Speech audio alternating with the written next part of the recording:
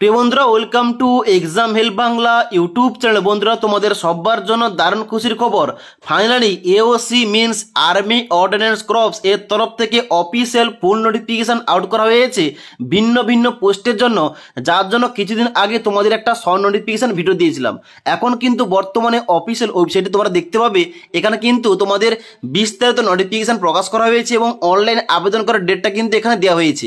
On screen দেখতে পাচ্ছ, এখানে বলা হচ্ছে অনলাইন আবেদনটা আগামী 2 ডিসেম্বর থেকে স্টার্ট হয়ে যাবে। তোমরা অনলাইন আবেদন করতে পারবে 22 ডিসেম্বর 2024 তারিখ পর্যন্ত।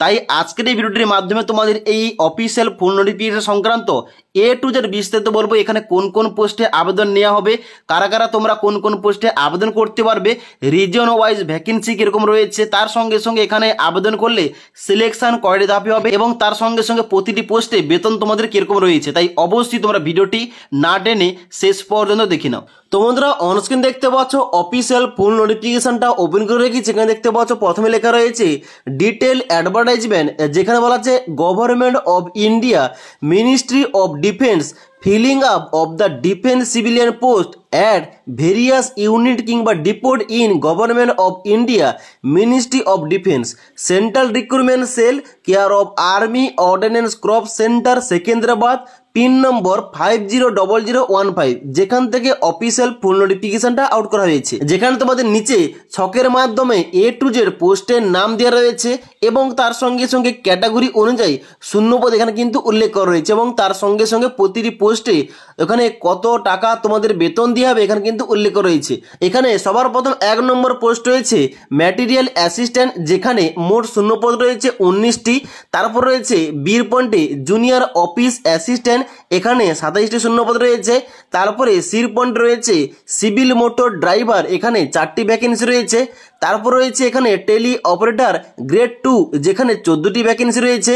তারপর রয়েছে এখানে নেক্সট পোস্ট ফায়ারম্যান পোস্ট, এখানে মোট শূন্যপদ রয়েছে 247টি। এবং তারপর রয়েছে কার্পেন্টার এবং জয়নার, এখানে 7টি শূন্যপদ রয়েছে। তারপরে পেইন্টার এবং ডেকোরেটর, এখানে 5টি শূন্যপদ রয়েছে। তারপর রয়েছে MTS পোস্ট, এখানে 11টি শূন্যপদ রয়েছে।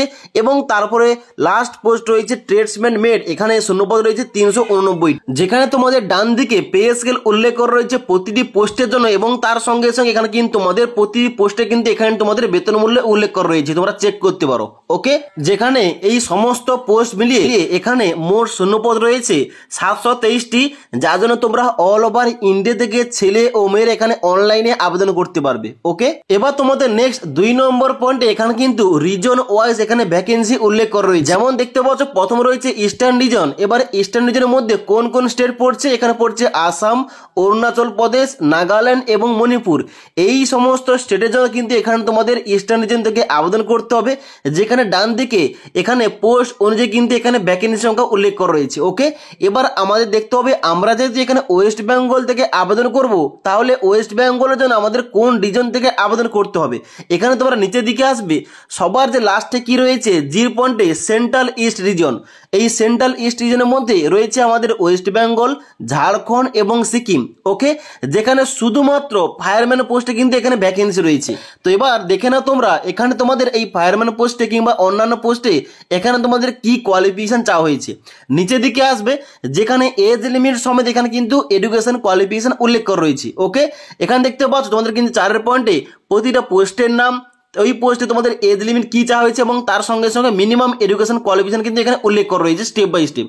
ওকে, তো আমাদের দেখতে হবে ফায়ারম্যান পোস্টে কি যোগ্যতা চাওয়া হয়েছে, যেহেতু আমরা ওয়েস্ট বেঙ্গল থেকে শুধুমাত্র ফায়ারম্যান পোস্টে আবেদন করতে পারবো।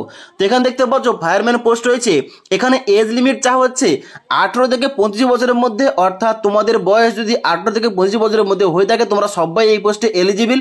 এবং এখানে যোগ্যতা চাওয়া হচ্ছে শুধুমাত্র মাধ্যমিক পাস, অর্থাৎ তোমরা শুধুমাত্র মাধ্যমিক পাস যোগ্যতায় তোমরা ছেলে ও মেয়েরা এখানে কিন্তু অনলাইন আবেদন করতে পারবে এই ফায়ারম্যান পোস্টে। ওকে, তার সঙ্গে সঙ্গে এখানে সমস্ত পোস্টের জন্য কিন্তু এখানে তোমাদের বিস্তারিত এখানে তোমাদের এডুকেশন কোয়ালিফিকেশন ও এজ লিমিট কিন্তু এখানে উল্লেখ করা হয়েছে, তোমরা চেক করতে পারো। ওকে, এবার নেক্সট ইম্পর্টেন্ট পয়েন্টটা হলো এই সমস্ত পোস্টে আবেদন করলে এখানে তোমাদের সিলেকশনটা কিভাবে হবে। এখানে তোমাদের 21 নম্বর পয়েন্টে এখানে কিন্তু তোমাদের বিস্তারিত দেওয়া রয়েছে প্রতিটা পোস্ট অনুযায়ী। বাম দিকে পোস্টের নাম এবং তারপর তোমাদের স্টেজ 1 ও স্টেজ 2 দেওয়া রয়েছে।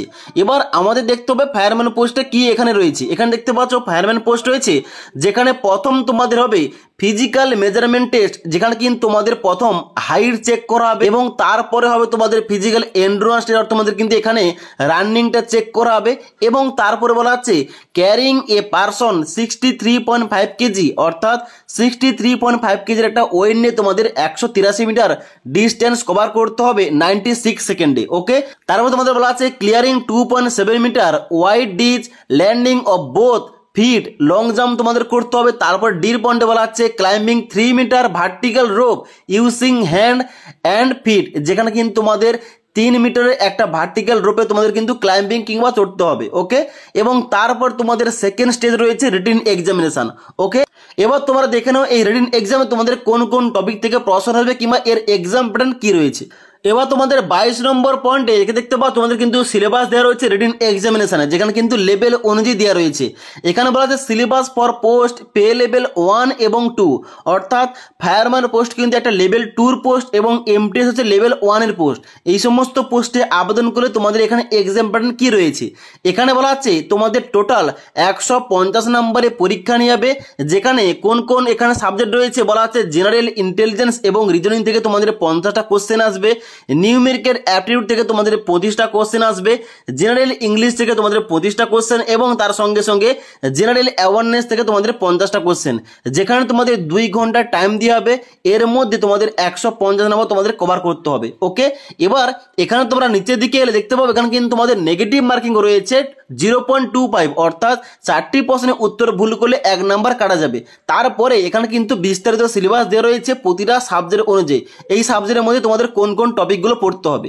ওকে, তোমরা অফিসিয়াল নোটিফিকেশন চেক করতে পারো, এই যে অফিসিয়াল নোটিফিকেশনটি আমাদের কিন্তু টেলিগ্রাম চ্যানেলে দেওয়া রয়েছে, তোমরা ওখান থেকে বিস্তারিত চেক করতে পারো। ওকে, এবার অনলাইন আবেদন করার জন্য কিন্তু অবশ্যই তোমাদের https://aocrecruitment.government.in এখানে গিয়ে তোমাদের কিন্তু অনলাইনে স্টেপ বাই স্টেপ আবেদন করতে হবে। এবার তোমরা যারা এখানে অনলাইনে আবেদন করতে চাও অবশ্যই কিন্তু অনলাইনে আবেদন করতে পারো, যেখানে কিন্তু অনলাইন আবেদন করার জন্য এখানে কিন্তু লাস্ট ডেট রয়েছে দেখতে পাচ্ছ 22 ডিসেম্বর 2024 তারিখ পর্যন্ত, এবং এখানে অনলাইন আবেদনটা স্টার্ট হয়ে যাবে 2 ডিসেম্বর 2024 তারিখ থেকে। তাই অবশ্যই তোমরা যারা অনলাইন আবেদন করতে চাও তোমরা 2 ডিসেম্বর 2024 তারিখ থেকে 22 ডিসেম্বর 2024 তারিখের মধ্যে তোমরা কিন্তু অনলাইন আবেদন করতে পারো। অনলাইন আবেদন প্রক্রিয়া নিয়ে বিস্তারিত ভিডিও দিলে নিচে আমাকে অবশ্যই কমেন্ট করে জানতে পারো। তাছাড়া আজকের এই ভিডিওটির আপডেট তোমাদের ভালো লেগে থাকলে একটি লাইক করবে এবং বন্ধুদের অবশ্যই ভিডিওটি শেয়ার করে দেবে।